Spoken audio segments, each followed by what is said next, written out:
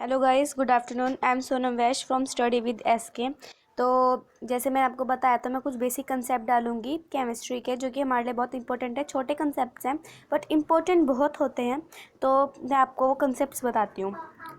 Date सबसे पहले है एक्सोथर्मिक रिएक्शन और एंडोथर्मिक रिएक्शन के बीच में डिफरेंस। बेसिक चीज़ है बट बहुत इंपॉर्टेंट है।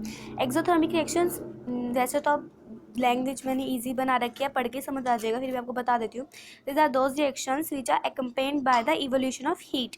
ये वो रिएक्शंस होते हैं जिसके अंदर हीट जो होती है वो इवॉल्व होती है, हीट प्रोड्यूस होती है। Endothermic reaction, those reactions in which heat is absorbed are called endothermic reaction. वो रिएक्शंस जिसके अंदर जो हीट होती है वो एब्जॉर्ब होती है, उन्हें एंडोथर्मिक रिएक्शंस कहा जाता है। तो एक्सोथर्मिक रिएक्शंस में हीट प्रोड्यूस हो रही है, ओके। एंडोथर्मिक रिएक्शन में हीट एब्जॉर्ब हो रही है। इस ही वजह से तो हमारे law of conservation of energy जो है वो क्या कहते हैं, वो करा जाता है। अगर किसी ने हीट प्रोड्यूस करी है तो किसी को हीट लेनी भी तो पड़ेगी। Law of conservation of energy क्या कहता है? Energy can nether be created not be destroyed.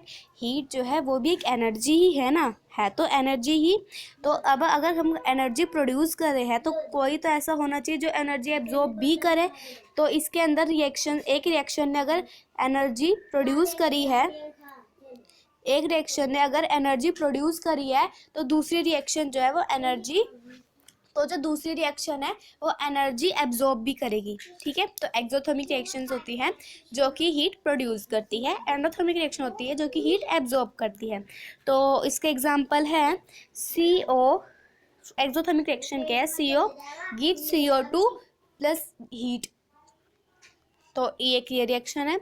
Endothermic reaction है N2O2 टू NO, यस, और इसमें हीट लग रही है तो जैसे माइनस का साइन है, इसमें पॉजिटिव साइन है। तो ये है basic difference between exothermic and endothermic. आप इसे किसी भी चीज़ से कोरिलेट कर सकते हो, उसका कोई वो नहीं है, किसी भी चीज़ से रिलेट कर सकते हो। आप देख लो, पर्स में पैसे डालते हैं तो समझो कि हम हीट उसके अंदर डाल रहे हैं, एंडोथर्मिक रिएक्शन। पर्स से पैसे निकल रहे हैं तो समझो कि हीट जो है वो उस रिएक्शंस के अंदर से निकल रही है। तो आप पर्स का एग्जांपल ले सकते हैं, ऐसे बहुत सारे एग्जांपल्स हैं, तो आप किसी भी चीज़ से समझ सकते हैं। बट बेसिक चीज़ है, एक्सोथर्मिक हीट प्रोड्यूस करती है और एंडोथर्मिक हीट एब्जॉर्ब कर देता है। तो आप PA से भी याद कर सकते हैं, एक्सोथर्मिक हीट प्रोड्यूस करती है, एंडोथर्मिक हीट एब्जॉर्ब करती है, ओके। अगर आप इतने, अगर दो नंबर, ये क्वेश्चन ज़्यादा नंबर में नहीं आता है वैसे, नॉर्मली ये मतलब 9th क्लास के बच्चों के लिए है, उनमें आ भी जाता है।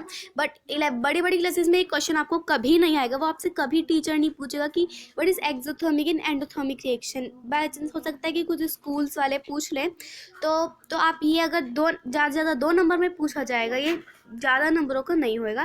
तो आप अगर ये 2 या 3 नंबर में पूछा जाए तो एक डेफिनेशन और 2 एग्जाम्पल भी लिखाएंगे ना, तब भी आपको टीचर पूरे नंबर दे देगा। दूसरी है basic difference between solution and dilution.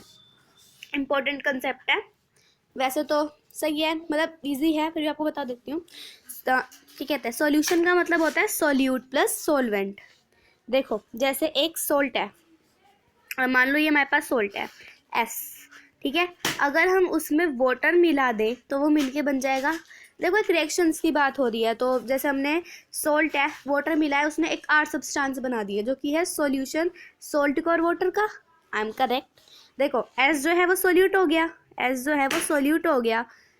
W जो है वो वाटर हो गया, तो R जो है वो इन दोनों का सॉल्यूशन हो जाएगा। Solution equals to solute plus solvent, okay, ठीक है।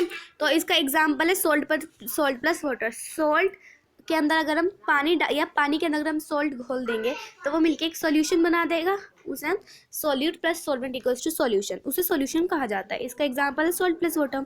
डाइल्यूशन का मतलब सॉल्यूशन प्लस लिक्विड। मैंने हार्ड लैंग्वेज में नहीं लिखा है, ऐसा लैंग्वेज लिखी है जिससे आपको समझ आ जाए। तो डाइल्यूशन का मतलब होता है सॉल्यूशन प्लस लिक्विड।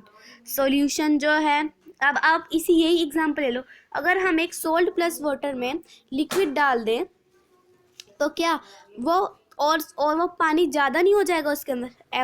एक्वसिटी उसकी मतलब पानी की वो ज़्यादा हो जाएगी, उससे वो डाइल्यूट हो जाएगा। और ये चीज़ एसिड के साथ होती है अधिकतर। आपने सुना होगा कि कहते हैं, आपने सुना होगा कि हम कहते हैं कि हमें एसिड हमेशा डाइल्यूटेड वो होना चाहिए। तो आप देख ही रहे हैं जैसे, तो डाइल्यूशन का मतलब होता है सॉल्यूशन प्लस लिक्विड। इसका एग्जांपल है salt water plus water. Okay, तो अब बात आती है इसकी कोवलेंट बॉन्ड और आयनिक बॉन्ड के बीच में। तो आप यहाँ मेरे हिसाब से हम यहाँ पे मैं उसकी एलिमेंट की बात कर रही हूँ, तो आप यहाँ एलिमेंट लिख लीजिएगा। ओके, तो ठीक है, यहाँ पे है, अब हम बात कर रहे हैं कोवलेंट कंपाउंड और आयनिक कंपाउंड के बीच के डिफरेंस की। कोवलेंट कंपाउंड वो वाले कंपाउंड होते हैं जिसके अंदर शेयरिंग होती है इलेक्ट्रॉन्स की। अब देखो यहाँ पे मैंने लिखा हुआ भी है कोवलेंट कंपाउंड कौन से कंपाउंड होता है, फिर बॉन्ड लिखा है तो अब बॉन्ड से वो कर दीजिएगा। कोवलेंट बॉन्ड कोवलेंट कंपाउंड वो वाले कंपाउंड होते हैं जिसमें जो इलेक्ट्रॉन्स होते हैं वो शेयर करते हैं अपने electrons.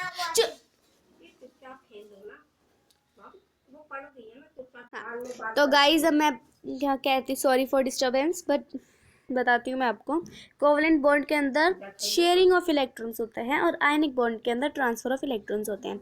Example of covalent bond is H और एच जो है वो अपने इलेक्ट्रॉन्स शेयर करते हैं ताकि वो स्टेबल हो सके। देखो कोई भी ना अपना क्या कहते हैं, सारे कंपाउंड सारे एलिमेंट्स जो होते हैं ना, वैसे 118 एलिमेंट्स होते हैं, तो जितने भी तरह के एलिमेंट्स होते हैं वो सारे यही चाहते हैं कि वो स्टेबल हो सके। और वो एक तरह से देखा जाता है कि इसके भी एक्सेप्शंस है वैसे, जो मैं आपको बात बताने जा रही हूँ, आप आगे 11th में पढ़ेंगे कि मतलब कंपाउंड्स इसलिए भी स्टेबल होते हैं, वो क्या कहते हैं, जो मतलब शेयरिंग इसलिए भी हो जाती है ताकि कंपाउंड्स जो एलिमेंट्स जो हैं वो अब स्टेबिलिटी गेन कर सके, ऑक्टेट उनका कंप्लीट हो जाएगा तो वो स्टेबल हो सके।